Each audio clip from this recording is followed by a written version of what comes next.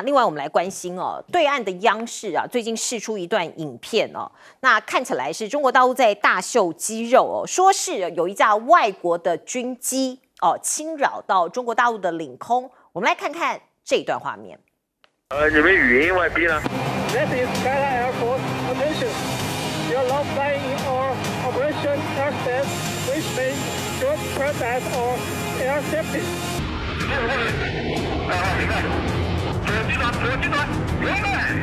基本上从我旁边飞过去了，而且能看到他们的飞行员压个大坡度之后，把我飞机挂载的一些武器亮给他看一下，让他证明一下我是有能力的，我是有武器的，我是可以揍你的。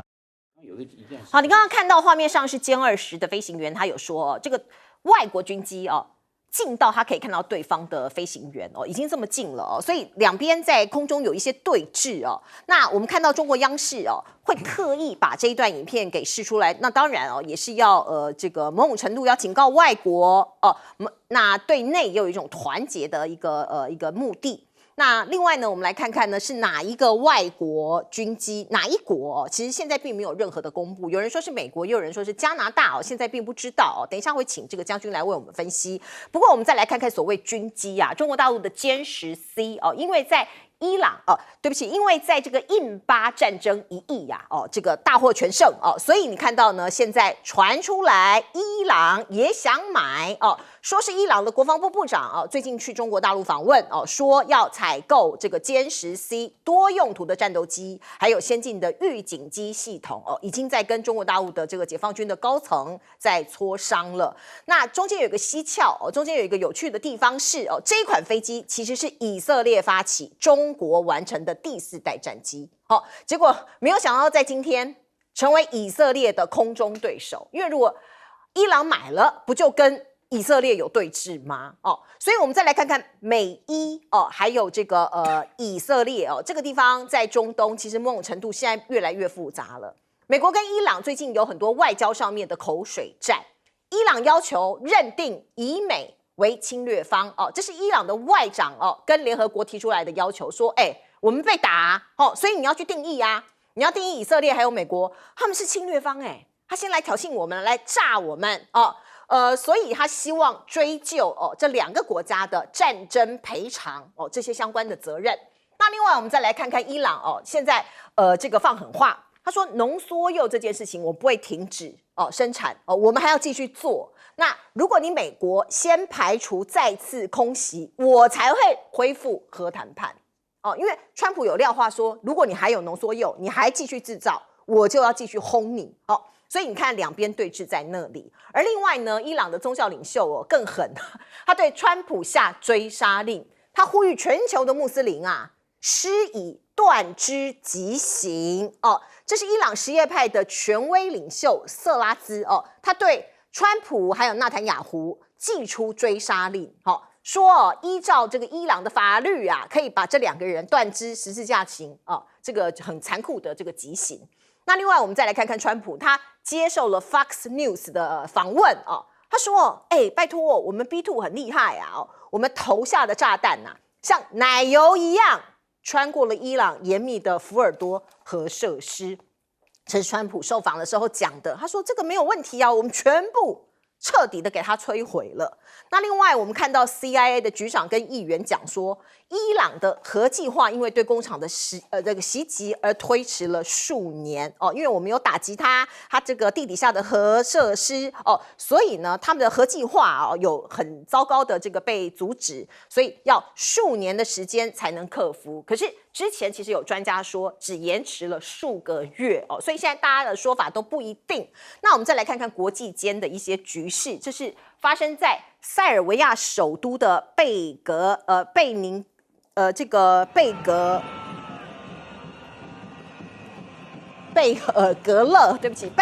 勒哦，发出了大规模的抗议。您看到哦，有成千上万的人上街头哦去发声，他们要求什么呢？要求解散国会，并且提前选举。那现在这个抗争好像都还在持续当中。他们的这个总统武契奇说，要保卫国家哦，并且说这是恐怖行为，有人想要推翻国家哦，这是一个外来的阴谋，而且是由外国势力煽动哦。他在暗示说这是美国人在后头哦做一些所谓的策动。可是我们来看看呢，包括过去啊这个很多国家政府倒台哦，其实某种程度都有美国的影子，有美国的手在背后。包括你看到伊朗过去在1979年哦有一个革命哦，当时哦美国是扶植巴勒维王朝哦，那没有办法服众，后来他这个垮台了哦。那另外我们看到土耳其的埃尔多安，这是比较近期的哦。前一阵子他自己讲，他说美国阴谋推翻他的政府哦，那说是后头哦暗中有支持伊斯兰国 ISIS。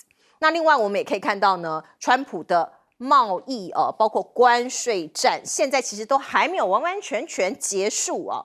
我们看到包括这个加拿大的部分呢，他说将停止贸易谈判到加拿大取消某些税收哦，它应该作为美国的51州，因为前一阵子加拿大不是要跟他收一些科技方面的税吗？他也很生气啊哦。不过他还是不屈不挠的说，加拿大应该变成我们美国的第51州。我们先请教将军怎么看这个对岸的空中的这一段影片？因为对岸这段空中影片，我看起来是拦截外机，我认为是美国的 P8A 跟 P8B 的可能性高，加拿大的可能性比较低，因为加拿大比较远。然后中国大陆派的这一架的照片的话，这是歼16。那歼16，它后来那个影片里面放的时候啊，我看也有歼20出来，因为它那个机翼跟它的压抑，像这就是歼20了，这就是歼20，这个是那这个后来放的这个又是歼16，这一段就是歼16，所以它歼20跟歼16是不是两个机种同时出动去拦截美国的 P8A 海上反潜侦察机？我认为这个可能性高，因为看到飞机，因为他们有拍那个他拦截的被拦截的飞机，所以中国大陆在这一方面的动作是比较积极，它不是光只是广播驱离，它现在用行动驱离。行动驱离之后，它的歼16的飞机还丢了火焰弹，把它做一个警告，你赶快离开这个地方，因为火焰弹丢出去了，就算是白昼那么亮的天，火焰弹的亮度还超过那个亮度，一看得非常的清楚。我认为它的这方面的驱离的行动是比较强势的。中国大陆随着它的军力的提升，它的驱离的这方面的姿态也会比以前来的更硬。然后我们现在看伊朗。那伊朗这个国家是希望能够获得中国大陆的歼10C1，因为1的话是外销版，是那外销版，我认为伊朗要克服3个障碍。第一个，它钱够不够？伊朗现在那么穷，因为经过40年的经济制裁，这个伊朗这方面的国防预算是相对的压缩，相对的受限。买飞机没有那么便宜啊，不是买一般的这些传统的冲锋步枪或者一般的地面的甲车或者是坦克那么的便宜，是比较贵的。我认为钱够不够，伊朗要去面对这个问题，所以他现在又经过这个以色列对他的攻击，美国的这个 B2 的轰炸机对他的轰炸，他可能更穷，他很多事情还要去复建，还要去重新建设，有没有办法去拿出这笔钱都是问题。就算是分期付款，也所费不赀哦。那第二个，我认为他训练，因为伊朗他没有空军几乎没有了，以前的 F5也好 ，F4U0战机也好。也包括 F14，通通都不能用了。它空军要从初教机开始学起，初教机完毕之后，要向中国大陆买初教机，还买高教机，才买用歼10C。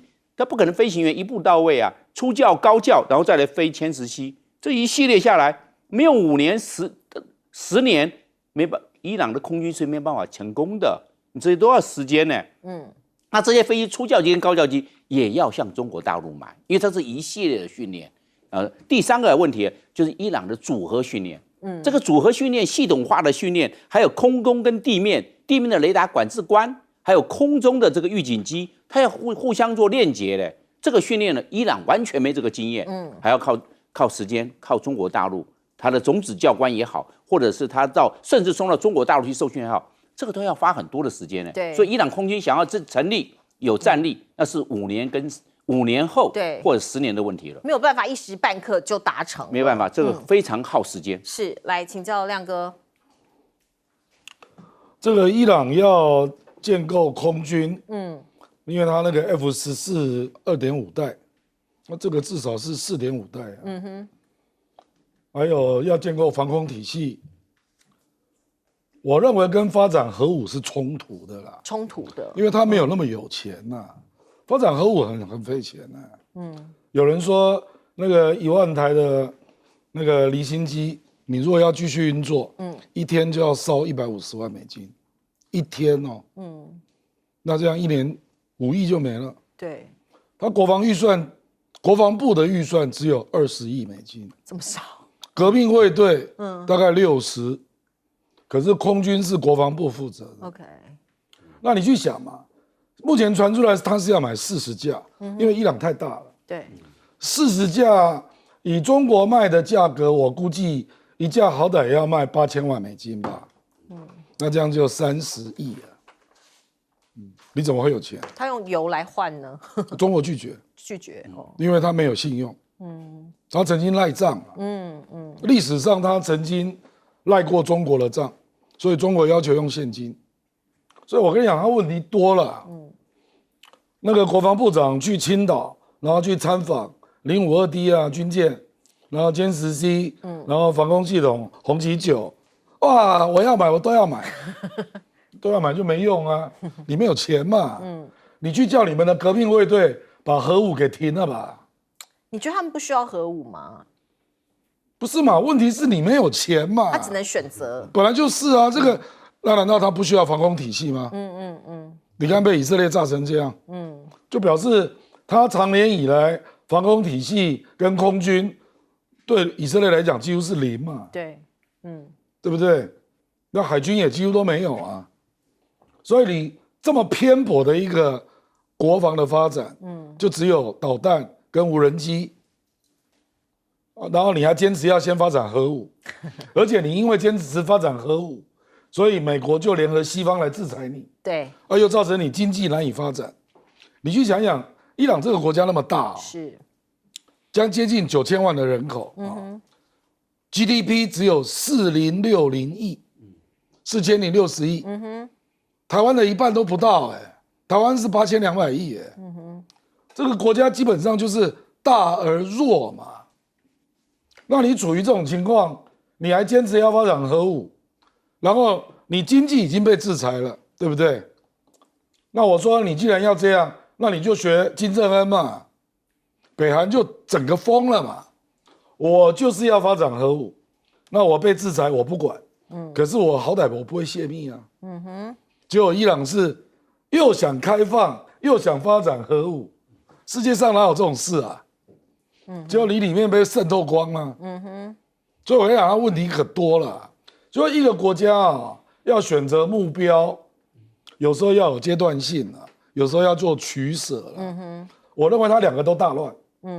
两个都大乱。所以他现在要抉择。本来就是，比如说中国大陆，中国大陆发展原子弹的时候，哪敢对外开放啊？对，就直接封锁。那就1964年开始炸了嘛。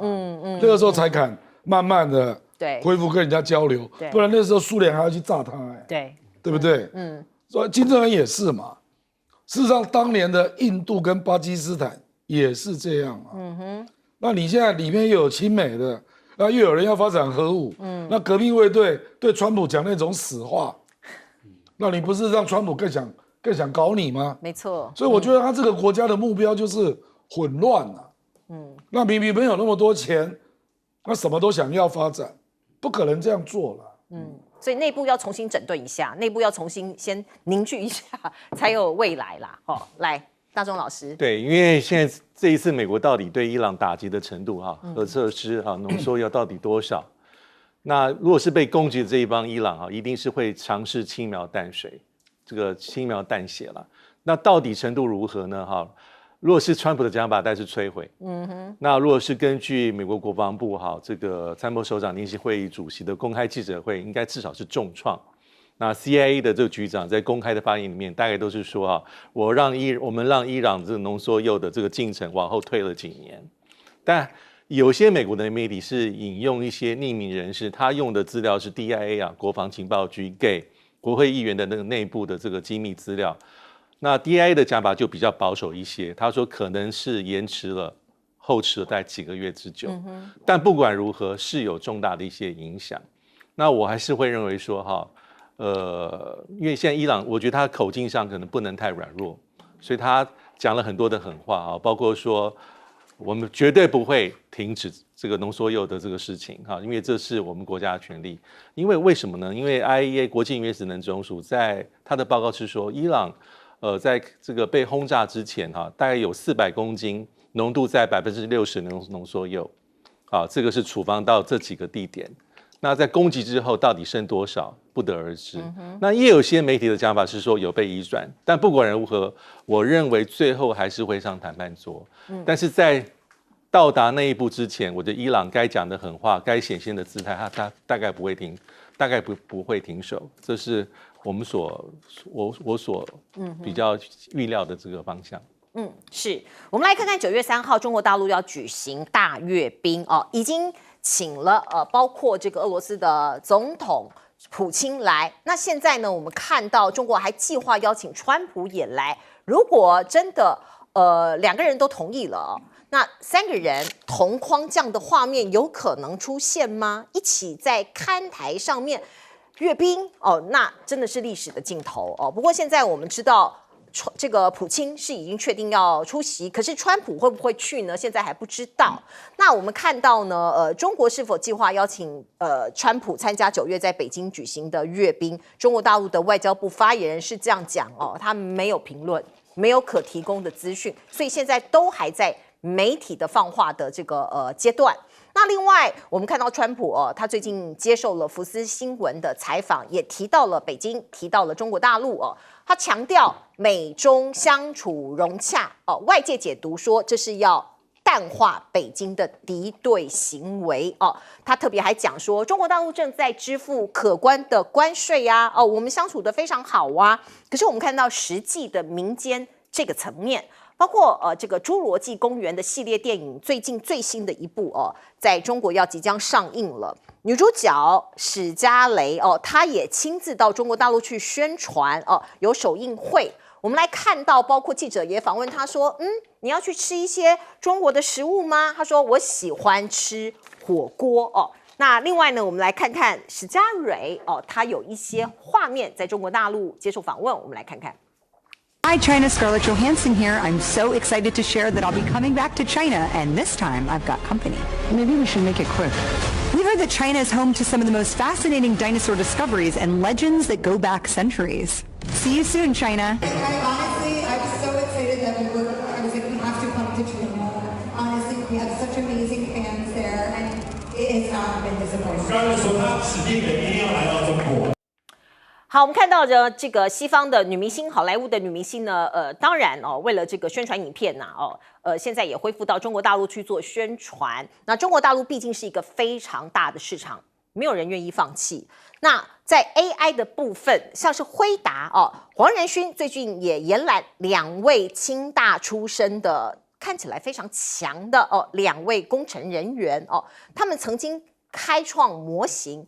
匹敌 GPT-40 这样子的一个model， 我们看到这2个人的背景介绍，一位是朱邦华，一位叫做焦建涛他们都是北京清华大学相关的一个学系这个毕业，然后呢分别有到加州大学伯克莱分校来念相关的工程。那他们也都在 Google 微软这些单位实行过。这位先生焦先生，他是在史丹佛大学做电气上面的研究所以其实这个黄仁勋呢，不断的说中国大陆在 AI 方面的人才是非常的重要所以他不断的吸收这样的人才来。那另外我们再来看看，包括美国也有一些青年的访问团，就像过去我们台湾也派出很多青年访问团到中国大陆去做一些交流像这样子的交流呢，重点在于他们参观像是腾讯总部在深圳，还有比亚迪以及中国大陆在 AI 电动车这些领域的发展对于这些年轻学生来说都是很大的收获。而川普呢，他的关税的谈判进行到哪里呢？7月9号 deadline 就是他的关税大限要到了。之前他曾经说不会延长那到时候会发给各国一封信，告诉你的关税几%就是几%那可是呢，他过去曾经有反复的这样子的行径所以现在大家也都在猜他到时候会不会再延期。而另外我们看到呢，川普最近很开心在这个场合，为什么？哦，你看他笑得这么灿烂，还竖起大拇指，那是因为阿波罗首席的经济学家斯洛克最近说，川普的关税政策可能玩赢所有的人，他是 winner 啊，这样子称赞他，所以川普非常的开心。来，请教亮哥。最后那个就不评论了，那个就是纯拍马屁了。这个川普要不要参加93阅兵？这个比较耐人寻味了。他如果去了，他大概就会觉得美国阅兵像散步。我觉得大陆也是蛮有心的啦。这是要来让你看一下中国军威壮盛。所以你在第一岛链、第二岛链的行为也要戒慎一点啦。不过我就认为川普9月会去，他会去哦，可是不一定是9月3号。OK， 因为目前有2个来源同时传递消息，一个是日本共同社，他就直接讲说川普要去，然后另外一个是 Nikkei Asia， 都是日本的媒体。对，那 Nikkei Asia 是非常亲美的，然后日本共同社跟大陆有一些复杂的关系，所以我认为9月应该会去而且传达的那个方向都是他会带企业代表团去那如果这样，你几乎可以预期，就是中美的贸易战应该在7月会有一个结果了。因为总要有这样一个酝酿期，有一个铺陈，对，然后才有新的东西要去建立嘛。是，那川普就一直在宣传嘛，说中国已经答应我们要开放市场了。那到时候你就会知道是什么项目要开放了。那我认为美国最想要的是投资银行。可是中国不一定会答应那当然里面有2家是最有兴趣，一个是黑石，一个是贝莱德这个还不知道啦。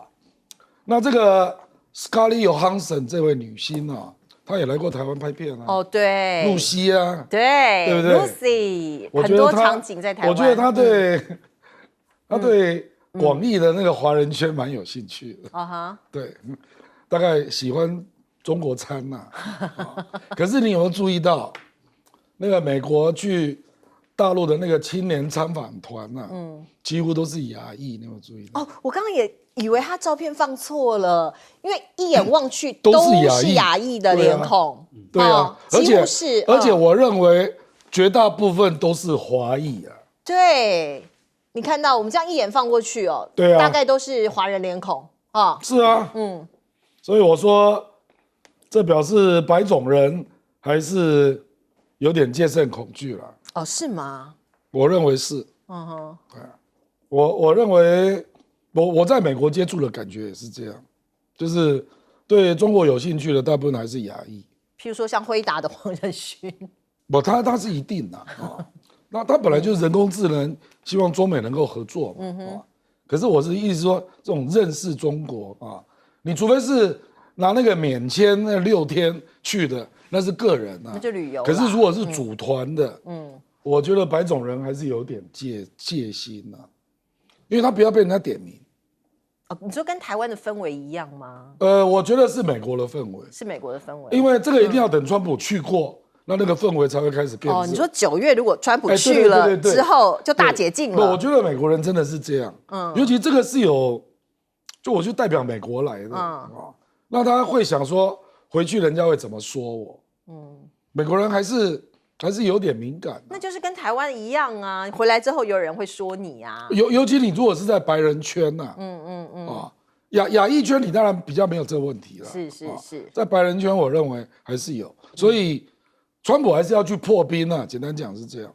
所以会不会阅兵？有没有可能有这样的同框？可能不一定。如果川普去，那就是不得了的事。因为普京一定会去，对啊，他答应了。哇，那这个不得了你觉得有可能3个人同框吗？如果中美2都去，那日本不吓坏了？而且3个人就站在这个阅兵台上。那我认为对日本一起挥手，对日本压力会非常大，因为就是这3个国家打败日本而且你不又联想到雅尔达2.0？对，那就会想说你们3个人要谈什么？是不是要谈势力范围如果这一幕真的发生，那是全世界最大的新闻，最大的头条，也是历史画面。我们进一下广告。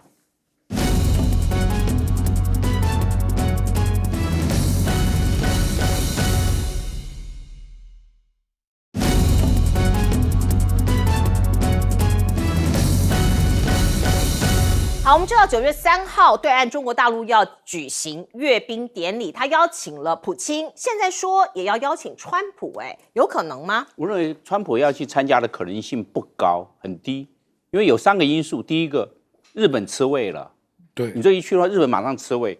日本1亿2千多万人呢，因为这3个都是这个跟在2次大战的时候对日本作战的。那因为苏联的军队进军东北，这个我们中华民国的这个3军，这个时候是在整个华北整个抗战8年呢。我们从这个卢沟桥事变开始算起的话，那还有美国太平洋战争，美国大兵死了20万人，因为跳岛战术他主导收复，一直到这个东京大轰炸，整个这样。那现在那一去的话，那就日本就吃味了。日本跟美国是有同盟关系的。第二个，川普一去的话，对中国大陆是大大加分呢。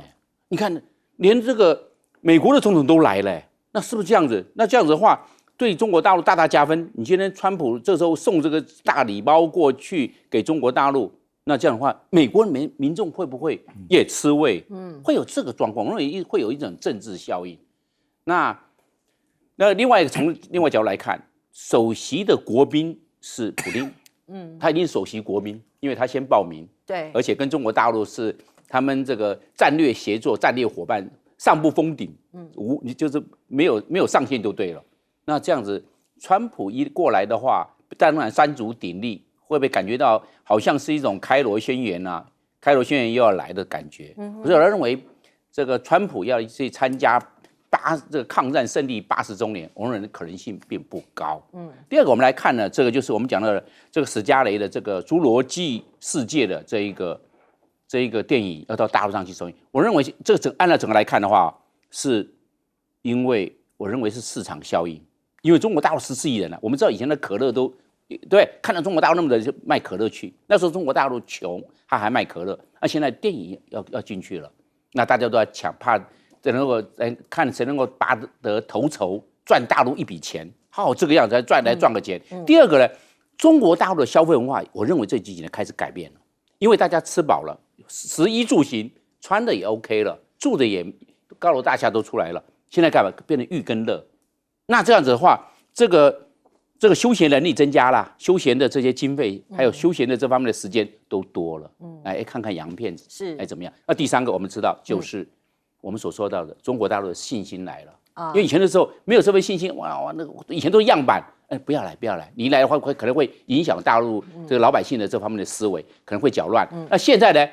可以进来，你来看嘛，就跟你讲，都不要急，就跟你讲，不要签证，都落到大陆来看一看。是，那现在也欢迎大陆的电影业啊，这个休闲业也从美国到中国大陆来，中国大陆也大家欢迎。所以我认为基于这3个因素，所以这个史嘉蕾的这方面的电影，大陆来首映嘛，来首映欢迎你过来。所以中国大陆的态度可能随着它经济的发展会更开放。是，好，我们进一下广告。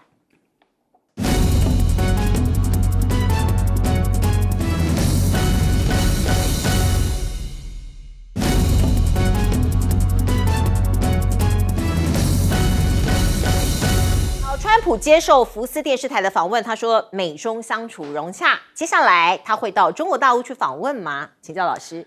我觉得今年去的机会是有的哈，但是一切还是取决于目前的这个贸易谈判的这个进展。好，但是假设习近平川普去这个北京去中国大陆访问，我觉得9月参加这个纪念抗战的阅兵的几率还是比较低。那其原因大概刚才将军大家都有说哈，但是我们还是有很多的其他的机会点啊，比如说，在10月底、11月初啊，因为川普有可能会参加 APEC， 今年的主办国是韩国庆州哈。那我觉得还有一点就是哈，如果只是在韩国见了习近平，那这个意义就会没有那么的高。但是假设是顺着亚洲行到中国大陆，我觉得第一个是可以发挥比较平衡，因为我们可以看到过去的美国总统的亚洲行，假设他要去中国大陆访问，通常大概不会单点直接去中国大陆，通常会放在亚洲几个国家访问的一站。那假设这个站里面有韩国参加 APEC， 有去日本，基本上再去中国大陆也会比较平衡，让美国的这个传统的盟友大概比心里面比较放松。那其他也没有人可以攻击到川普，那再去中国大陆，其实这样的做法也蛮像过去的美国总统，所以我觉得9月初去参加阅兵的机会还是比较低。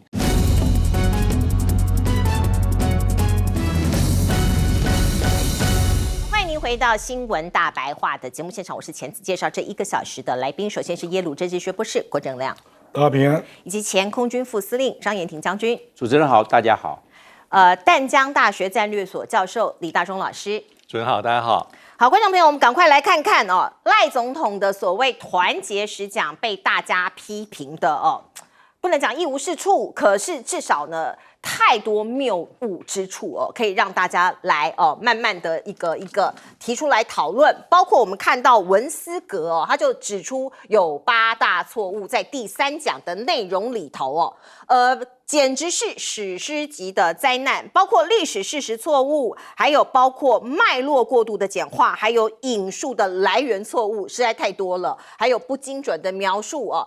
内容错误太多了哦，那到底是谁写的哦？那你写完之后有没有人来缴稿吗？哦，你先不要讲意识形态的部分好了，或者想法的部分，你的事实谬误之处都没有人去对吗？好，我们再来看看，包括这个很多人帮他擦屁股，总统府的新闻稿每一讲之后都有一些删减的地方，包括我们看到呢，杂志说被删减了。还有呢，这个说制宪没有台湾人这一趴也被删除了哦。那也有人说，小编造反了吗？赖总统都说了，你把它删除是什么意思？就是打脸总统吧。那黄国昌呢提出，这个他说赖清德讲了一句话，让他毛骨悚然。哪一句话哦？因为赖总统把国会所通过的法案称作是违宪哦。黄国昌说，我听了毛骨悚然。他要当上帝呀，要当王，要当皇帝呀。一切都是赖清德说的算。那另外我们看到呢，这个包括吴思瑶也出来帮赖总统这个辩护哦。他说，总统提制宪没有台湾代表，他的意思是说0.8%不足以代表民意。因为当年制宪这件事情，我们看到是2000多位嘛，这个所谓的代表，那台湾出席的是18位。他说18位台湾代表在2000多位的员额里头只有0.8%啊，所以不能代表台湾的民意，他认为不够充分。那网络上也有很多人说，那0.8%不是人嘛？也有人指出来，台湾的人口比例嘛，中国大陆当年的人口比较多啊，所以它是按照比例啊。那也有人说，你看我们96%的人都是其余人口，那你4%才是这个所谓的主体吗？另外我们再来看看，包括这个子弟兵林俊宪也讲他说3讲出来之后，蓝白跳脚抓狂，害怕赖清德以台湾本土的立场来看待宪法，这是中国最害怕的，中共最害怕的。可是，在绿营啊，或者是所谓公民团体啊，侧翼里面也有人持一个反对的看法，就是劝赖清德不要再讲下去了多讲多错。包括温朗东就说，赖清德你赶快收手吧。可是也有人反对像是周玉蔻说要继续讲下去，他鼓励赖清德才能够导正被扭曲的错误资讯那周玉蔻是这样讲的，他说我现在很成功啊，超级成功啊不懂若干台派年轻学者和名嘴在挑3拣4什么，他觉得很好啊，好多人在讨论啊，所以不晓得这个周玉蔻是在害赖总统，还是在这个称赞赖总统。那另外呢，我们再来看看，包括黄伟哲，他是台南市市长嘛，今天他到台北挺大罢免，他聊了起啊呢，他跳舞，我们有看到这段画面吗？如果有的话，请导播让我们看一下这段画面他当场跳舞因为这个照片可能没有办法精确的传达当时的状况他跟着这个罢团还有沈伯洋啦还有一些这个民意代表一起跳舞那看起来也是蛮认真的想要让赖总统看到他的努力。我们看到大罢免如果失败，赖总统要负全责吗？包括青鸟把大展宏图视为眼中钉现在只要有电视台有人在网络上 po 这一首歌就去检举，就去出征，说这是被中国洗脑。可是呢这个我们的心态这个可能就是有人认为就是井底之蛙的心态这个昭然若揭。而另外呢，我们看到有一些民调出来了像是黄伟汉就讲这个危机浮现，因为赖总统的满意度2度死亡交叉。所以你以总统的身份挺大罢免，是不是某种程度会被民意给唾弃呢？另外，联合报的这个所谓的新闻的评论他说希望赖总统应该拒绝就是自己保证，如果大罢免失败的话，你应该要辞职，这样才能展现负责任的态度。来，亮哥怎么看？我觉得大家都会找到一些，就让这个事情就开始有这个造势流行的作用了。其实第一讲倒没什么了，那个台湾史的东西，大家不会那么快流行开。第二讲，我觉得那个打掉杂质，这个影响真的蛮大的。那第三讲，连那个基本史实都搞错啊。可是我认为流行开的一句话是“多数决不等于民主”了，这个在民众党流行的特别广啊。所以整体讲，我觉得就是让人家觉得，你这个人怎么会这样啊？这个是很严肃的事情，怎么会准备不周，随便到这种程度啊？而且据我了解，他是亲自参与撰稿，亲自拍板，你也不要去怪小编呐。如果他自己整个过程都有参与，谁敢跟他讲？现在谁敢跟他讲不一样的话？所以事后小编还删稿，我没有看过这种事了。这个在全世界任何的总统演讲，而且是620到726连续要讲10个演讲，这摆明就是大罢免造势嘛。这还有什么好狡辩的呢？你把国家10个重大问题的演讲刻意摆在6月20号到7月26之间，你的动机那么明显，你还要否认啊？然后你在全代会讲什么？所有的公职要全面来支持公民团体，全代会原选这个时间召开啊。所以从头到尾就只有柯建铭说实话嘛。就这件事情，赖清德从头到尾都参与嘛。他说会大出场，然后大登场嘛。大登场，对，大登场2个啊，全代会，还有10讲啊。对。所以柯建铭都讲对啦，早就计划好了。对啊，所以还在那边虚伪的说，哎呀，公民团体未必能主导啦，都是你主导的啦。所以为什么人家会讲那个问题？说你如果大罢免失败，你是不是要下台啊？那总统没有办法下台，你党主席下台嘛，连这个责任你都不敢负吗？对不对？坦白讲，他要讲就去讲嘛，反正永远都会有马屁精、捉一扣这种人啊。坦白讲，那个温朗东会讲这个话，我是很意外了。温朗东平常不会逆着风讲话了，我觉得一定是危机非常严重。事实上，我最近在看翠啊，哇，冒出非常非常多反罢免的年轻人。以前翠都是一面倒都是绿的啊，对啊，现在不是哦。然后我就看到很多年轻人都说，本来对这个726的投票感到不乐观，说这么多人被罢，31个2阶段要罢6个，他们就觉得很忧虑啊。那现在突然之间就感到到处都热起来了啊，这个到处都热起来，就是大家都被赖清德吓到了。这个吓到有很多原因啊。第一个是，你怎么这么会爱做仇恨动员呢？你动不动就要去扣人家帽子。坦白讲，他这个第3讲更严重的是，你怎么可以认说马英九见陈云林自称区长啊？对，这不是事实。你连这个都不知道。马英九见习近平还互称先生，他会对陈云林自说是区长，这有什么逻辑啊？就表示他这个人仇恨心有多重啊！他相信了就都不改，真是可怕啊！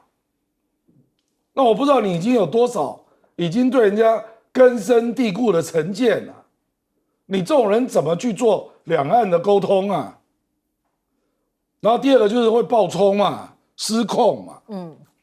然后讲错了历史事实，也不出来道歉嘛。哎，蒋渭水说成1972、1927讲错了，然后南京制宪会议1946年，台湾为什么是22个啊？民进党你都不知道吗？吴思瑶你都不知道，才刚光复啊，怎么选啊？二战结束，所以为什么只有22个？我怎么知道你这些人是不是亲日本的？所以2000多个，台湾排了22个，就是把台湾当作国民嘛。所以蒋介石对台湾没有做汉奸的处理，是22还是18个？22个，22个，我不知道后来为什么变成18。对啊，原地名额是22。OK，可是我跟你讲，台湾在这个抗日过程当中，有多少人去中国参战啊？蒋介石都没有处理，为什么？他把你当作国民嘛。所以你既然是国民，我当然要让你来参加制宪会议嘛。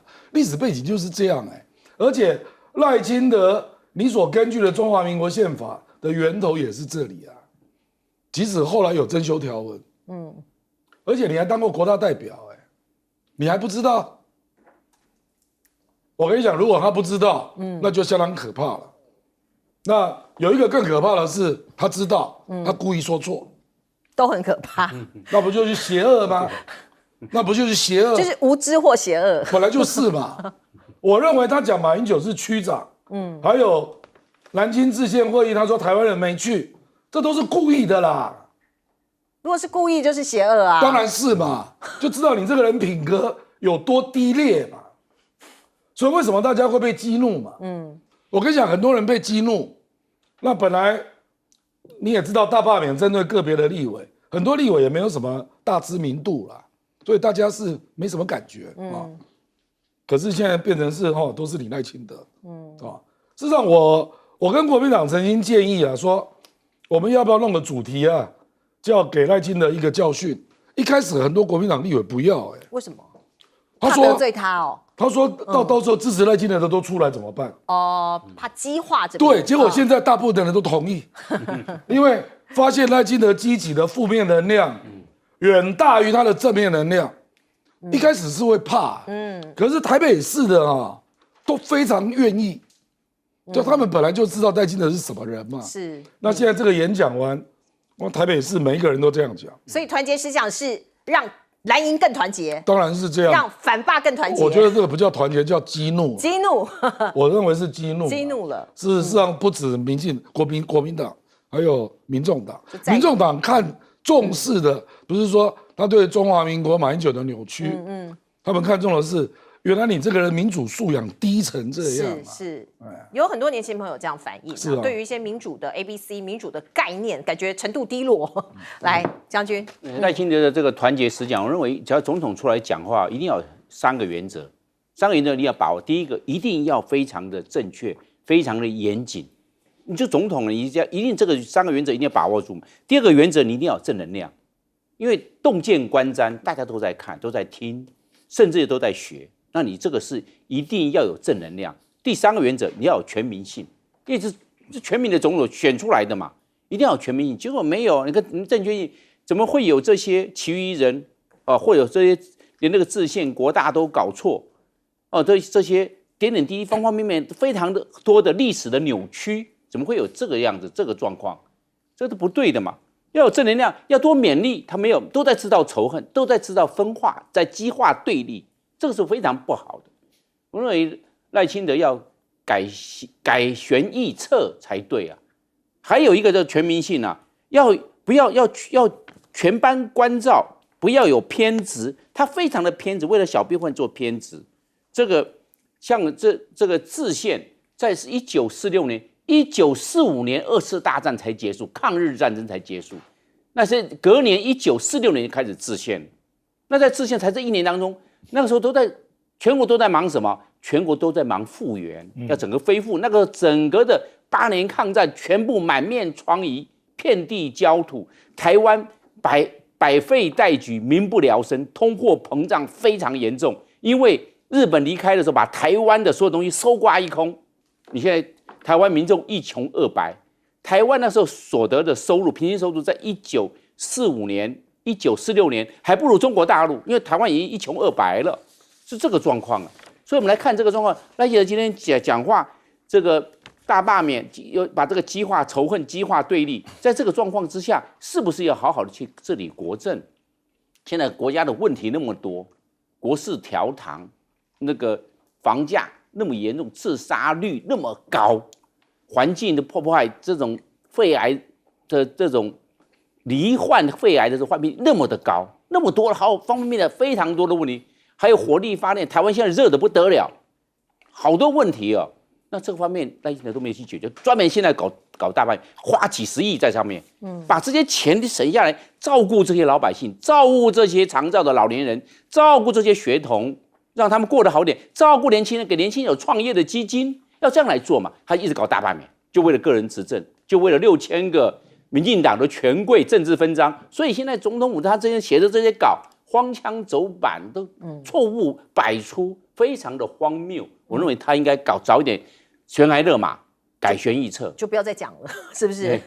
好，来请教老师怎么看这10讲？对这个，当开始第1讲的时候哈，我觉得大家很清楚，其实就是跟罢免有关了哈，就是它是作为罢免的一个策应啊，开辟第2战场，希望有主动权，那媒体聚焦的效果，然后看时间的铺陈啊，大概最终讲就是接近这个罢免的这个前戏，应该就是个短期政治的操作。